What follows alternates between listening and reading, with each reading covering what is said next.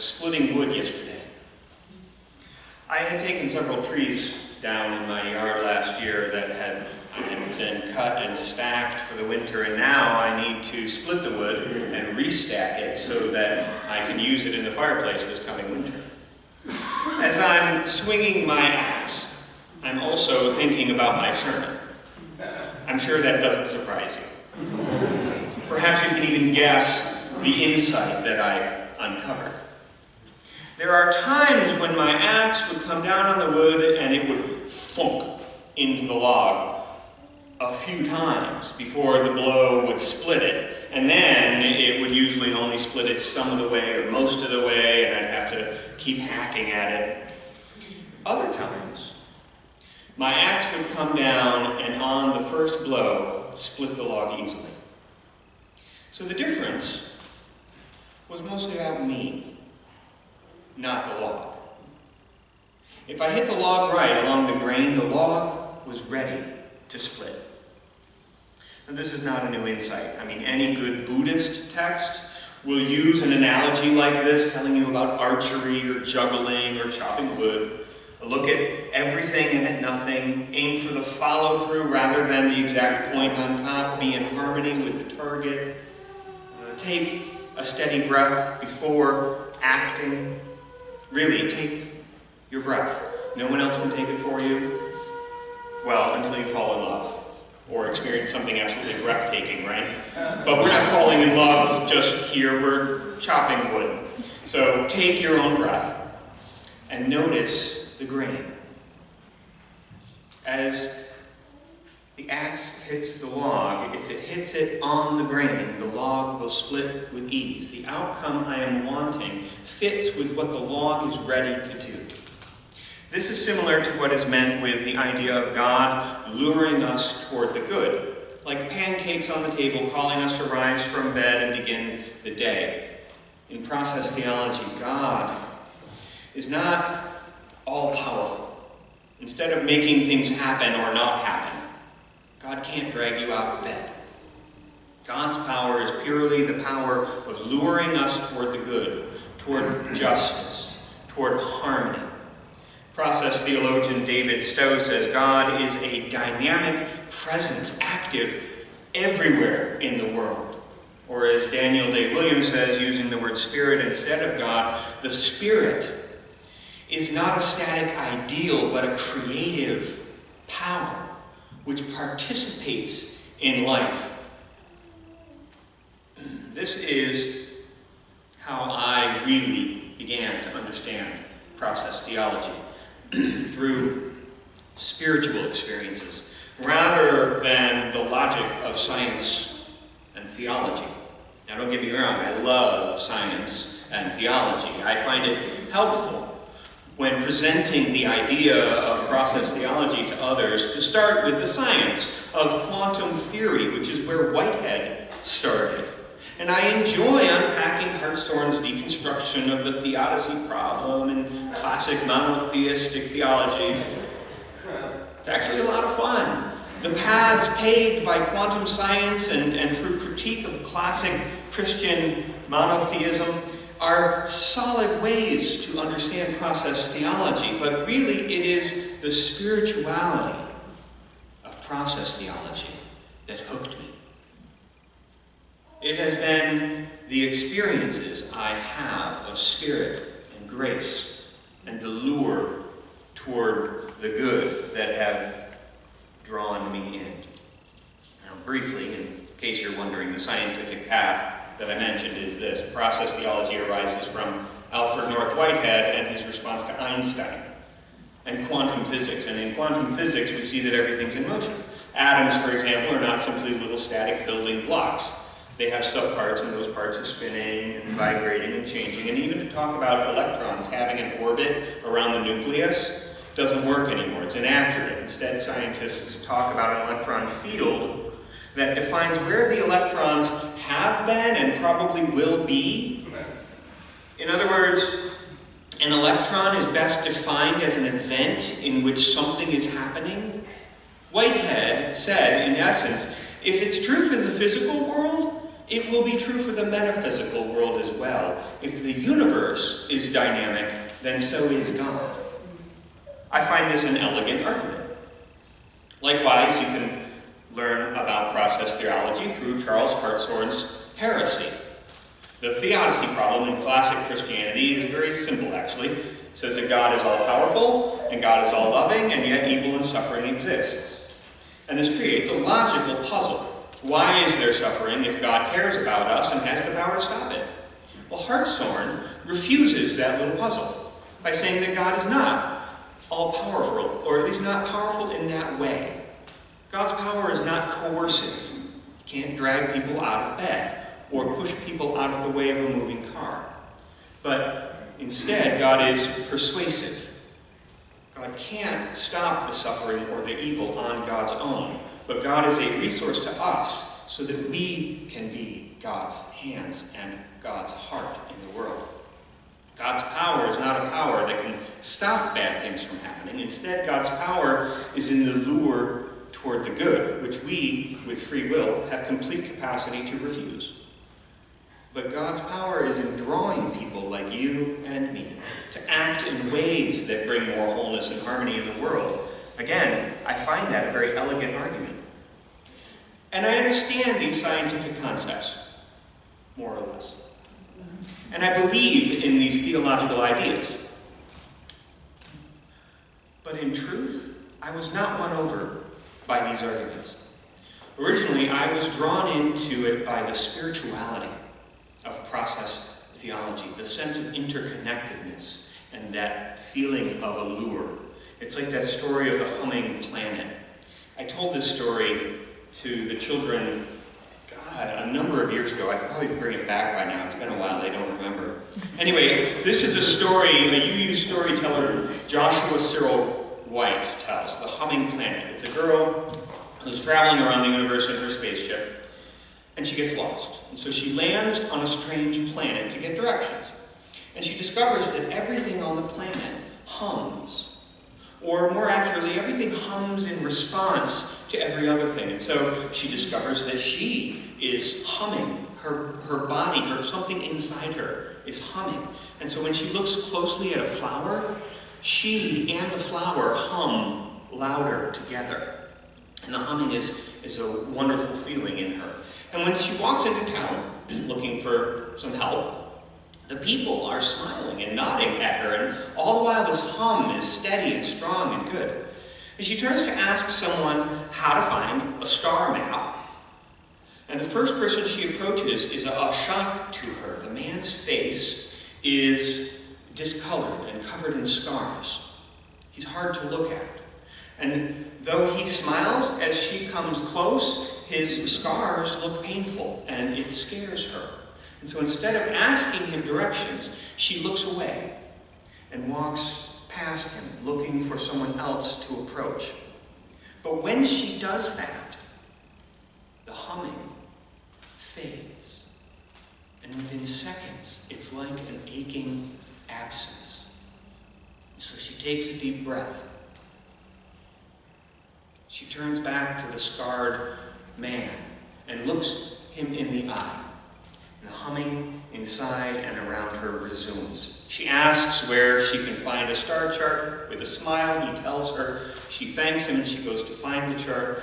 Elated with the humming, she figures out where she is and how to get home, and she goes back to her spaceship for the end of our story.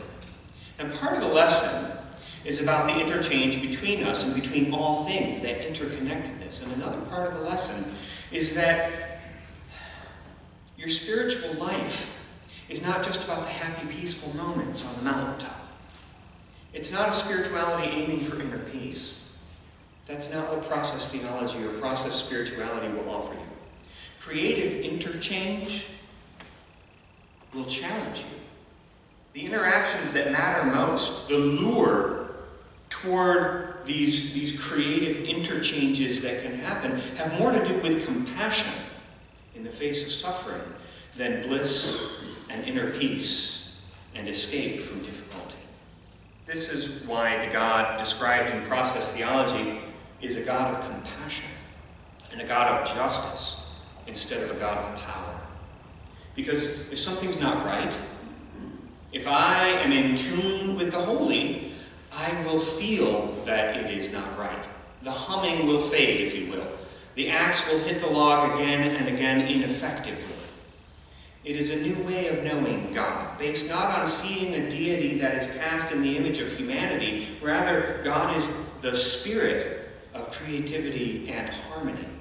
It is the event of interchange between me and the log, or a friend, or my community, or any creative interchange that is out there. Is one that I welcome in a little bit of you into my understanding of me. Our interconnectedness is not the event, it's what makes those interchanges possible. And God is the lure for the event to unfold toward greater harmony and goodness. So the trouble with such a perspective, however, is that the word God already means something particular for most people, in our Western culture at least. Now there is a strong humanistic strain in process theology. Process naturalism acknowledges all of these pieces like interconnectedness of the universe and the emphasis on events over material substance as the base of reality, the primacy of free will. They don't talk about a lure toward goodness as non-theistic process naturalism, so much as a recognition that harmony and beauty are key aspects of the definition of goodness. Process thought is a pluralistic perspective. There are process naturalists who will use the word God in a poetic fashion. There are process theologians who speak freely and adoringly of a loving God. And there are process theologies that have no concept of God per se. There's not a single uniform way of being in this concept of process. It has themes, but there are varieties all the same. But for many, process theology has become a way to continue to believe in God by allowing the definition of the word to evolve.